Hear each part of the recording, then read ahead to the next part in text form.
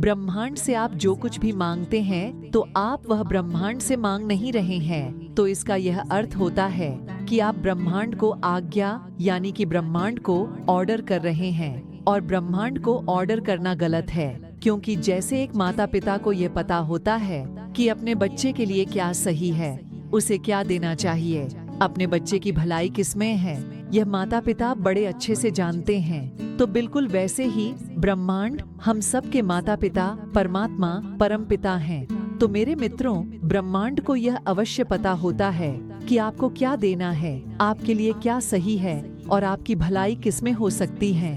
ब्रह्मांड यह सब अच्छे से जानते हैं। अगर आप ब्रह्मांड की शक्ति पर विश्वास करते हैं तो कृपया ऐसे ही अधिक ब्रह्मांड के संदेश सुनने के लिए आपके अपने इस चैनल को सब्सक्राइब करें। तो अब आपको यह समझना है कि ब्रह्मांड से आपको कुछ भी मांगना नहीं है, आपको केवल यह बोलना है। ध्यान से सुनिए, आपके पास अभी जो कुछ भी है उन सब के लिए आपको केवल ब्रह्मांड से धन्यवाद बोलना है। उदाहरण के लिए आप यह भी बोल सकते हैं, जैसे थैंक यू यूनिवर्स, मेरे पास इतना अच्छा परिवार है। थैंक यू यूनिवर्स, मेरे पास अच्छी नौकरी है।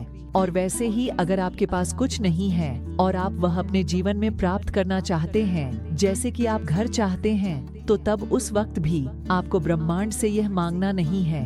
तो आपको केवल रोज 17 मिनट यह विजुअलाइज यानी कि आपको कल्पना करनी है कि आपके पास एक अच्छा घर है जिसमें आप अपने परिवार के साथ बहुत खुशी से रह रहे हैं। और उसी उत्साह और आनंद के साथ आपको ब्रह्मांड से ग्रैटिट्यूड पे करना है, यानी आपको ब्रह्मांड से आभार प्रकट करने हैं कि हे यूनिवर्स, मेरे पास इतना अच्छा घर है, उस घर में मैं अपने परिवार के साथ बहुत खुशी से रह रहा हूँ।